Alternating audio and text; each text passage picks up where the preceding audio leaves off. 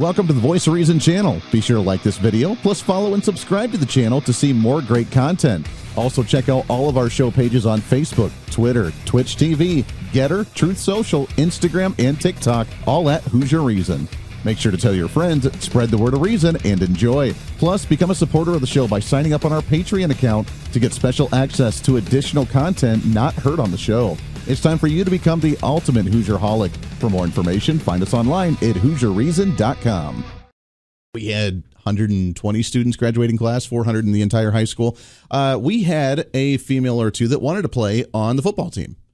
And we said, cool, as long as you can meet the requirements by doing the conditioning, by partaking, then cool. You know what? You can participate in the sport. And it was allowed, understanding that they were not a boy, that they were actually a female. And they tried it for a little bit, and they did the conditioning, and it was too much, and they ended up dropping out, so they weren't there for very long. But if you could meet that requirement, then that's cool. The problem is, on the other hand, when we meet the requirements, obviously, if it's a dude trying to compete in a female sport, you've definitely met the requirements for the females above and beyond to where you're breaking the record and harming the females. And it goes beyond just being able to play. It goes into scholarships for higher education. It goes into, obviously, higher education opportunities. It goes into records. There's a lot of issues that go on. And if that's the case, if we can just classify whatever the hell we want to, then I think I really need to self-identify as an individual with much darker skin in San Francisco to maybe get some $5 million of reparations. I mean, I'm just for a free slave state that was not a slave state during the whole Civil War in California. But if that's what they're doing, then why wouldn't anybody just identify as that? That's how stupid this argument is. Let's get into it with the next guest. Really happy to have this guy back on the program. What's trending today? As I always get great response every time he is on. We absolutely love having him on the program as well. He is the director with the Pacific Research Institute Center for Education, also author of the book The Great Parent Revolt: How Parents and Grassroots Leaders Are Fighting Critical Race Theory in America's Schools. Excited to have back on the program with us here Dr. Lance Izumi. Lance, how are you, my friend? I'm doing great, Andy. It's so wonderful to be back on your program. I love having you on. It's always a fun chat, and we always get great response. A lot of listeners enjoy having you on here. Before we get into the school choice debate, which is a huge one, I gotta pick your brain on this Title IX issue with 21 states across the nation so far banning trans athletes from participating in girls' sports. 21 of them, which is a large amount of states, and more states are coming on board here soon as well. Kansas just overrode our Democrat veto from our Democrat governor on that issue just in the last couple of weeks. So in return, the Biden administration wanting to change Title IX to not allow states to have these laws on the books, and saying that it needs to go down to the local school board level to make those decisions because the state is superseding their power over local school boards. Well, I think that this goes once again to show the problem of highly centralized government out of Washington, D.C., especially under the Biden administration, when you're bypassing state legislatures, just bypassing governors, basically bypassing the people in those states who want these laws to be enacted and implemented. And so instead you have this Washington knows all top-down policy coming down from the Biden administration. And it doesn't matter, with regard to what type of policy, whether it has to do with women's sports or other types of issues. Washington should not be the ones, especially in education, dictating what states should and should not do, because really, when you look at the U.S. Constitution, the Washington and federal education policy is really never mentioned in the U.S. Constitution. That was something that was left to the states and to the locals to deal with, and Washington was left out because the founders knew that the people closest to the education of their children should be the ones who are setting policy, not people in faraway bureaucracies in the halls of Washington, D.C. Oh, exactly. And we know that let's say that we go down this road and we get rid of the states being able to make this decision. They want it at the state or at the local levels with the school boards. That's cool, but the school boards refer to the direction of the state school boards, which in turn refer to the U.S. Department of Education. So by the end of the day, like you said, they're getting what they're wanting by the centralization of educational and, it sounds like, athletic mandates through the U.S. Department of Education, which I think they're afraid of losing a little bit of their power right now. No, that's absolutely right. When you look at, let's say, funding that goes from Washington, D.C. to the states in education, it's really a rather minor amount when compared to the rest of dollars coming from state and local dollars. In my own home state in California, it's less than 10% of education funding comes from the federal government. But oftentimes what you see is that relatively small percentage is the tail wagging the dog in education. So even though schools and states don't get a lot of money, relatively speaking, from Washington uses that money in order to basically browbeat states and locals into adhering to what Washington wants. And again, it's the reason why the founding fathers wanted to prevent that from happening and have the state legislatures and governors and the local school boards making those decisions.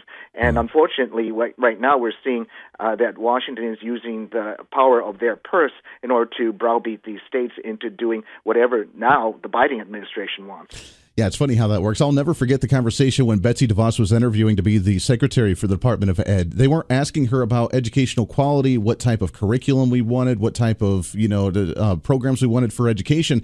They were asking her, hey, we know you're a business person, but have you ever handled a bank account and a business of multi-billions of dollars? Because that's what this is. It's not about the education. It's about how much money runs through here. Are you capable of handling that? Those were the questions they were asking her. And I was dumbfounded by that because to me, it sounded like they didn't give a rip about the actual educational quality. No, that's exactly right. I mean, again, with so many politicians, it's really about their power, and where does that power come from? Their power over appropriations. And so, therefore, you often hear in debates about education, it's really about, where the money is coming from, how much of money is coming, and where that money is going. But you have very little discussion about whether there's any bang for the buck that's being allocated in education. I mean, are students doing better because spending has been increased? Are students feeling safer at their schools? Are students, feeling as though the school is attending to their various other needs? No, usually not. You look at the test scores that have just come out at the national tests in reading and math, and you see that in virtually all states, the test scores have gone down, and not just down, way down over the last 3 years, over the course of the pandemic. And so, therefore, the focus should be on how are we going to improve those student achievement numbers, using those dollars that are coming from whatever source, federal, state, or local, and not looking at, how to, please some political constituency of the national government. Amen to that. We're talking with Dr. Lance Izumi, author of the book, The Great Parent Revolt. Let's talk about school choice for a second. More states trying to push this concept of being able to allow the choice for you to take your kid to whatever school you want to, whether it's a different public school, a magnet school, a charter school, a private school, homeschooling, whatever it may be, for that choice for the best educational opportunity for your child. Some states getting moving a little bit further with this. I know Oklahoma's been debating this one. Kansas, we tried it. It didn't work. We didn't get enough votes on that one. So that one kind of failed just recently. But are more states, you think, jumping on board? Are we seeing some movement with this idea? Well, actually, yes, Andy. We're seeing a lot more movement this year than we've ever seen before in any 1 year. And it's not just, that some school choice bills are passing in some states. What you're seeing is major school choice bills passing in a number of different states all across the country. And so, these aren't just targeted school choice programs that are, at certain, let's say, demographic groups like low-income kids or kids in certain urban areas. These are actually bills and laws that are now being passed that affect all students in the state. So Iowa, Utah, West Virginia, Arkansas, Florida, Arizona, all of them within the last year or so have enacted universal school choice bills that will allow parents to access state funding and able to send their kid either to a private school or to get tutoring or to get a number of other defined services. and that it really puts the parents in control of their child's education for really the first time in ever. And it allows these parents to make those decisions that bureaucrats and administrators and state politicians have been making for them. And so you really put the parents back in the pilot seat under these school choice laws.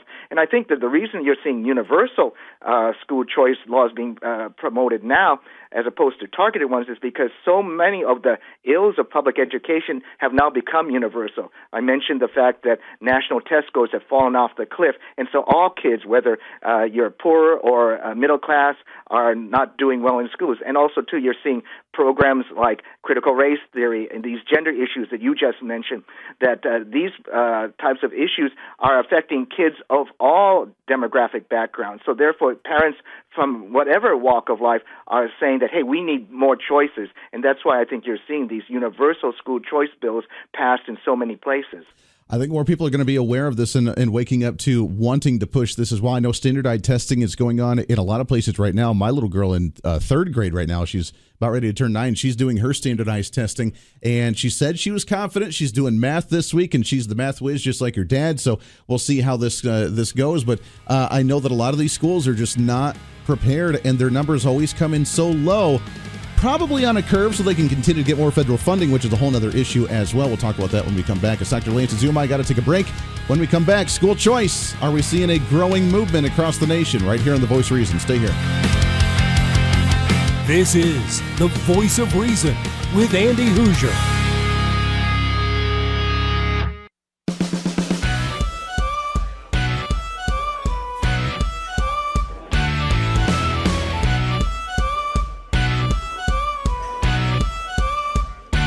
Fighting for freedom every day. The Voice of Reason with Andy Hoosier. Yes, indeed it is. Welcome back into it. The Voice of Reason for a pre-Friday celebration. Radio, TV, live streaming, podcasting, multiple radio stations all over the place. Thanks for hanging out as always. Love you to death. Trying to cram that 10 pounds reason into that 5-pound bag. That's capable of happening, right? Allegedly, one of these times. I mean, if you can change genders, then you can just do whatever you want to, right? Welcome into it. We're hanging out with Dr. Lance Izumi, author of the book The Great Parent Revolt. He's also director of the Pacific Research Institute's Center for Education, as well as we talk about school choice. And Lance, we don't talk about this usually, and I don't think I've talked with you much about this before, but let's talk about getting prepared for college and college readiness. I know that graduation of high school is one thing. Being prepared for college is another thing. What are the rates right now across the nation in public education on college readiness to make sure that you don't have to go in and just repeat all the same old high school classes in the first year of college? Well, they're not good, Andy. I mean, one of the things that, if you think about it, I mean, when you see, for example, as I mentioned in your previous segment, how the national test scores in math and English, especially in math, have gone off a cliff, and you're talking about eighth graders, for example, who maybe only about a quarter of them are proficient in mathematics. Well, you can't expect that by the time those eighth graders make it to high school and graduate, assuming they do graduate, that they're going to be prepared for college if they're, so way behind. I mean, my own home state, the average eighth grader has the math proficiency of a fifth grader. So, you're going to have lots of kids who are not going to be ready for college. And I think that one of the things that you see, and I used to be the president of the Board of Governors of the California Community College System, the largest system of higher education in the country, and we saw huge numbers of kids when I was on the board who were unprepared for college and therefore needed remedial instruction in the basic subjects. And so unfortunately what we also saw is that even if they got into our colleges and took remedial instruction, that their chances of eventually getting a degree, an associate's degree, was much less than if they did come into the colleges prepared for college-level work.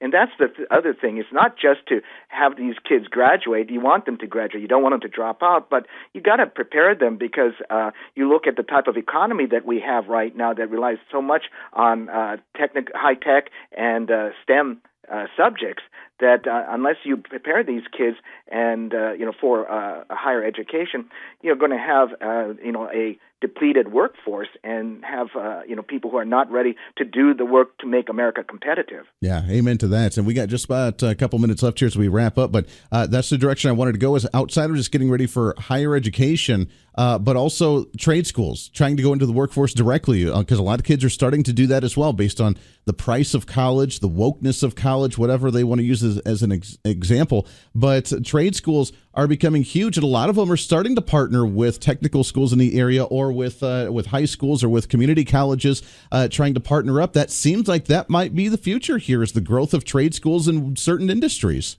I absolutely agree, Andy. In fact, I'm in the midst right now of producing a full-length film documentary that looks at the epidemic of dropouts in America. And one of the solutions that we look at is these vocational ed, or in the current terminology, career technical education schools that are popping up that are really giving kids not just a good education, but they're tying the education, what they learn, to practical work in the marketplace, so that they can see how they will actually be rewarded for studying. And so, you're going to have we profile a charter school in Colorado, where they're teaching kids construction, engineering, all these different types of trades.